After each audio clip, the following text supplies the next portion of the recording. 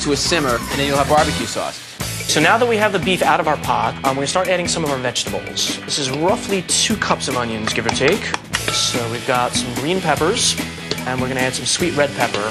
Same exact amount, about 2 cups, finely diced. All right, so I left a little fat in there because now I'm going to saute some vegetables. We saute celery, red onion, garlic, and some roasted red, yellow, and poblano peppers. I'm going to cook the rawness out of this a little bit.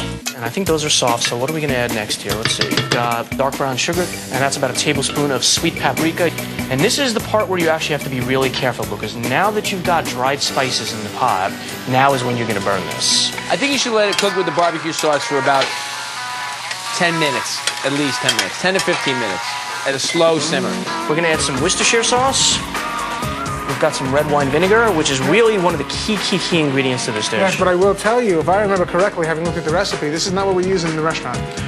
No, it's actually not. We actually have a secret ingredient that I'm not going to share with you right now, but it actually... But it's similar to that. It's very similar, So exactly. our sloppy joe is slightly different. We can't give away all our secrets. Your high school cafeteria sloppy joe did not look like that. You know, the great thing about sloppy joes is it's pretty easy. You know?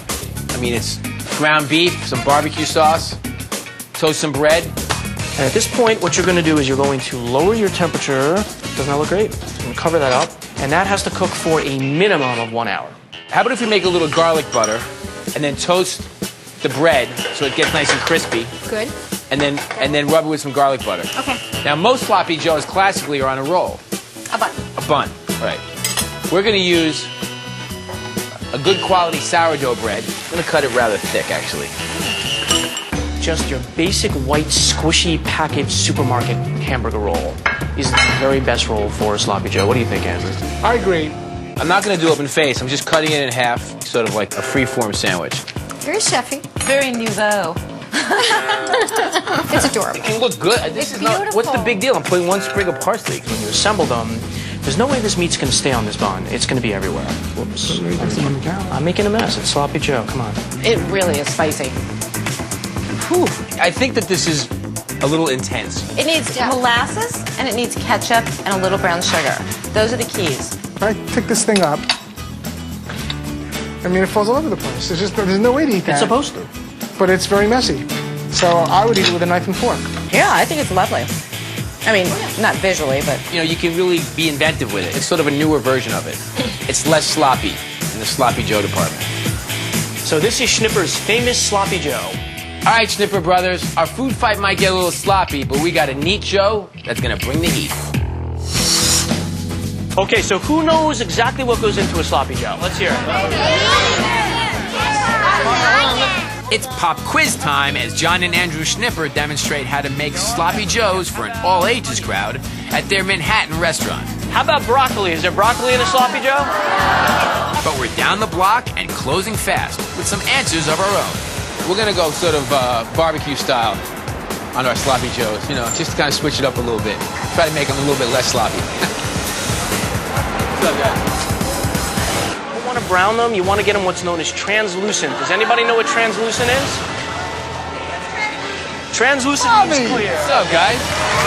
How are you, Bobby? Good to see you, man. How are you? How are you? What are you guys making? We're making sloppy joe. Sloppy joes. You know, I haven't made sloppy joes in a long time. Yeah. I mean, it's probably been like, maybe when I was like 12 years old or something. Yeah. It's just about lunchtime. You guys ready for some sloppy joes? Yeah! All right. You guys ready for a sloppy joe throwdown? Bring it on.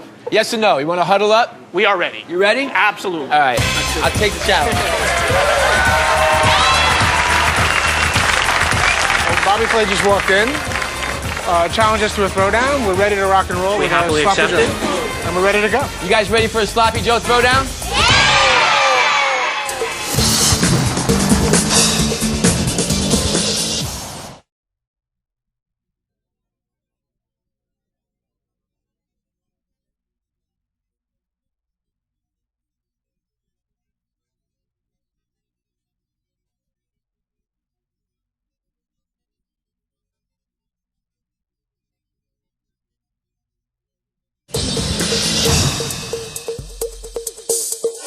What's up, guys?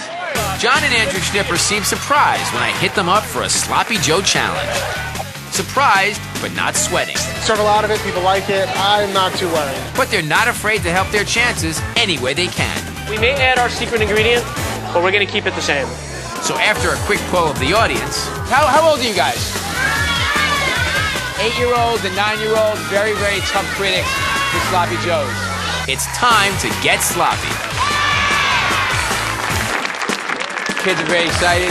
We gotta get them fed though, I think, because otherwise it's gonna get out of control here.